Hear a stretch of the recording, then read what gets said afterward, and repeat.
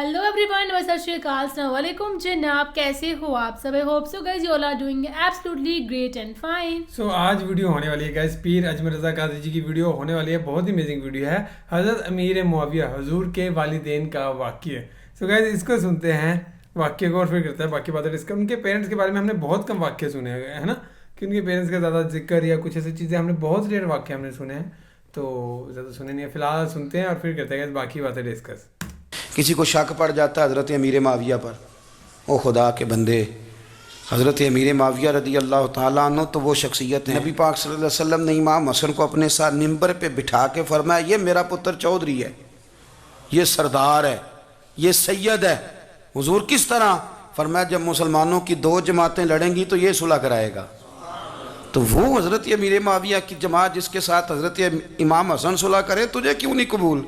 बिला वजह उलझते हो। बिला कहते जी वो यजीद के अब्बा जी थे, तो नूह अलैहिस्सलाम का बेटा भी तो काफिर था ना, तो काफिर का बाप होने का माना ये है कि आप इल्ज़ाम लगा देंगे। अजीब आप बात करते हैं। क़यामत में कोई किसी का बोझ, कुरान ने फैसला कर दिया, कोई किसी का बोझ, यजीद अपने मामलात की जवाब देगा, उसके घर वाले उसकी बातों का जवाब। और जो ये कहते हैं ना कि उनके वालिद माअज़ल्लाह ठीक नहीं थे, वो ये भी लिखते हैं कि यजीद का पुत्र बड़ा ठीक था। यजीद के बेटा है जिसका नाम मुआविया बिन यजीद है।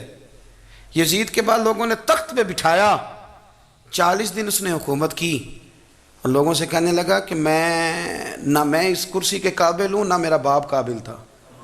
यजीद का पुत्र फरमाया, ना मैं इस काबिल हूँ, ना मेरा अब्बा काबिल था, मैं उस कुर्सी पे कैसे बैठूँ जिसके पायों में महबूब की औलाद का खून हो।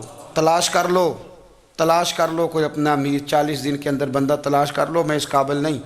तुम ये तो लिखते हो उसके बेटे के बारे में, ये क्यों नहीं मानते कि हज़रत अमीर माविया के साथ इमाम हसन ने सुलह की? आप बात को समझें। और कुछ इतने बेवकूफ़ हैं, इतने नादान हैं, उनको कोई और बात नहीं मिलती तो कहते हैं इमाम हुसैन को आना नहीं चाहिए था, हुकूमत बन गई थी, यजीद बैठ गया था, माअज़ल्लाह। पता है हज़रत अब्दुल्ला बिन ज़ुबैर क्या फरमाते थे?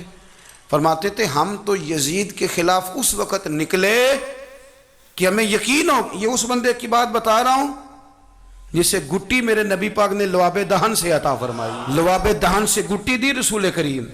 हज़रत अबू बकर सिद्दीक के से हज़रत ज़ुबैर बिन अवाम जो हुजूर की पुप्पी के बेटे हैं, उनके बेटे हज़रत अब्दुल्ला बिन ज़ुबैर कहते हैं हम तो यजीद के ख़िलाफ़ उस वक़्त निकले कि हमें डर था, अगर अब भी ना निकले तो आसमान से पत्थर बरसेंगे, कहीं हमें सज़ा ना मिले। इतना बड़ा मुजरिम और तुम कहते हो इमाम हुसैन को निकलना नहीं चाहिए। तो खराबी होती है मेरे अजीज़, खराबी होती। आपको पता है मैं इन मसाइल पर कम बात करता हूँ, लेकिन ज़रूरी बड़ा समझता हूँ। मैं समझता हूँ ये ज़रूरी चीज़ें। मेहरबानी फरमाएं, किसी जगह भी किसी एक के बारे में भी अपने अकीदे में कभी कोई कमज़ोरी पैदा, कभी ना कोई कमज़ोरी पैदा। इतनी सी भी बात किसी की सुनना, किसी की करना, डिस्कस, हमारा मनसा भी नहीं। और कुछ और बेवकूफ़ हैं। मैं यूनिवर्सिटी में था चंद दिन पहले, तो लेक्चर के बाद एक दोस्त मुझे कहने लगे कि मौलवी एक दूसरे के पीछे नमाज नहीं पढ़ते। मैंने उसको कुछ प्यार की दलीलें भी दी, मोहब्बत की। इसको कहते हैं इल्ज़ामी जवाब हमारे उसूल तफसीर में। मैंने उसे कहा कि एक डॉक्टर से दवाई ले लें, दूसरे के पास जाएं तो कहते हैं उसे तो पता ही कोई नहीं, तुम गलत आदमी के पास चले गए। तो इससे आपको टेंशन नहीं होती? ये रोज़ सियासतदान धमा चौकड़ी मचा रहे होते हैं कि फ़लाना चोर है, फ़लाना चोर है, तो इससे नहीं टेंशन, मौलवियों की टेंशन है तुम्हें। कहने लगा जी नहीं, क्यों नहीं नमाज़ पढ़ते? मैंने उसे कहा यार, और वो मुझे कहने लगा जी आप बड़ी मुस्बत बात करते हैं तो इसलिए मैंने आपसे सवाल किया है। मैंने कहा यार बड़ी सादी सी बात है, अगर तेरी समझ में आ गई तो ठीक है, न भी आई तो मनवाना तो मेरे ज़िम्मे है भी नहीं, बताना मेरे ज़िम्मे है। तू ये बता, मैंने कहा तेरे अब्बा जी को, तेरी अम्मा को बंदा काफिर कह गुजरे, कोई मौलवी बहुत बड़ा शेखुल हदीस हो, उसूल तफसीर पे, फ़िक़्ह पे, हदीस पे दस्तरस रखता हो, और मुस्तहज़र इल्म उस बंदे का, तेरे अब्बे और अम्मा को काफिर कहे, तू नमाज़ पढ़ता है? कहने लगा नहीं। तो मैंने कहा जो मेरे नबी पाक के माँ बाप को मुशरिक माने।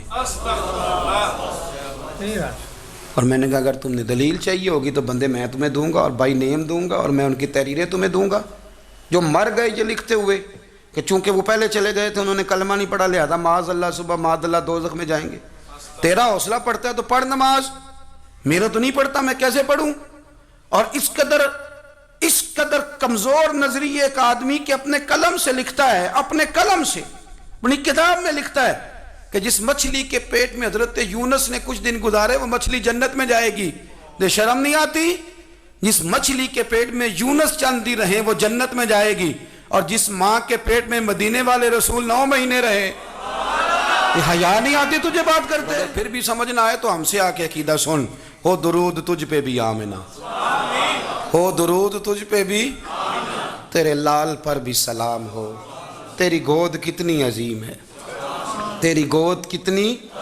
یار آپ مجھے دلیل دینا. میں ہماری ساڑی تے باٹی کون نہیں تے سانجی کدے نال ہونی ہے؟ ہمارا کسی سے ذاتی رٹا ہی کوئی نہیں. آپ بات کو سمجھے، لیکن تجھے کوئی اور چیز لکھنے کو ملی کوئی نہیں. تو نے قلم اٹھایا اور تو تکلیف دیتا ہے نبی پاک کو. تو وصیت والدین کو معاذ اللہ یہ لفظ کہہ کے گزر جاتا ہے. اور ان کے نام دیکھو، آمنہ نام کیا ہے؟ آمنہ. آمنہ نام کافروں جیسا ہے. اور والد کا نام کیا ہے؟ سبحان اللہ. عبداللہ کا معنی یہ کافروں جیسا نام ہے. مت ماری ہے. اور کتابیں لکھی جا رہی ہیں اور سیرت لکھی جا رہی ہے اور دلیلیں دی جا رہی ہیں. لوگوں کو خیال ہی نہیں آتا. عجیب فلسفہ ہے. 4 اقوال ہمارے بزرگوں نے لکھے ہیں نبی پاک کے والدین کے بارے.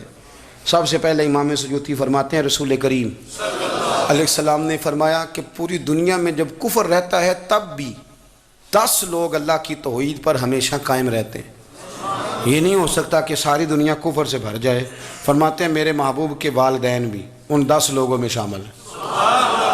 حضور کے والدین بھی ان. اور دوسرا قول آپ فرماتے ہیں نبی پاک کے والدین زمانہ فطرت پہ تھے. زمانہ فطرت وہ زمانہ ہوتا ہے جس کے اندر نبی نہیں ہوتا. تو لوگ جس دین کو بہتر سمجھتے ہیں اللہ کی توحید کے ساتھ اس پر عمل کرتے ہیں تو ان پر کوئی مواخذہ. اور تیسری بات یہ کہ نبی پاک کے والدین حضرت ابراہیم کی ملت پر تھے، حضرت ابراہیم کے دین پر تھے. اور حضرت ابراہیم کا وہ دین ہے جس کو قرآن کہتا ہے کہ وہی دین ابراہیمی دین محمدی ہے صلی اللہ علیہ وسلم. وہی دین محمدی ہے. اور چوتھی بات جس کو علامہ ذہبی نے لکھا، علامہ خفاجی نے لکھا، قاضی اجاز نے لکھا، محدثین نے لکھا. حدیث کی راوی سیدہ عائشہ صدیقہ ہیں رضی اللہ تعالیٰ عنہ. کہتی ہیں رات کو میں اٹھی تو میں نے نبی پاک صلی اللہ علیہ وسلم کو روتے ہوئے دیکھا. یا رسول اللہ کیا ہوا؟ فرمایا میں نے رب کریم کی بارگاہ میں عرض کی تھی یا اللہ میرے ماں باپ کو زندہ کر دے تاکہ وہ میرا کلمہ پڑھ لیں. ہیں تو وہ پہلے بھی دین فطرت پر انہیں کنتم خیر امت ان کا اعزاز بھی نصیب ہو جائے تو حضور فرمانے لگے اللہ نے انہیں زندہ کیا ہے، وہ میرا کلمہ پڑھ کے دوبارہ قبروں میں گئے ہیں. تو امام سیوطی فرماتے ہیں کہ وہ نبی پاک علیہ السلام کی امت کا اعزاز بھی اللہ نے انہیں عطا کر دیا ہے. تو گائز یہ تھی ویڈیو پیر اجمل رضا قاضی جی کی. اور ان کے بیان بھائی بہت کمال کے ہوتے ہیں. اور یہ بیان تھا بھائی ان کے پیرنٹس کے بارے میں ہے نا، کہ وہ ایک بات بہت صحیح لگی میرے کو کہ حضرت یونس کہتے ہیں کہ جس مچھلی نے انہیں 4 دن کے لیے وہاں پہ رکھا، اپنے اندر رکھا، تو وہ جنت میں جائے گی ہے نا. لیکن ان کے پیرنٹس، ان کی مدر نے ہے نا، ان کی والدین نے پروفیٹ محمد صاحب کی 9 مہینے تک پیٹ میں رکھا، تو ان کی مقام کہاں پہ ہوگا ہے نا، جنت میں ان کا مقام کہاں پہ ہوگا. بہت ہی کمال کی بات تھی ہے. سو باقی یہ تھی ویڈیو گائز. آپ کو کیسی لگی؟ Thank you so much for watching. Video ملتے ہیں نیکسٹ ویڈیو میں.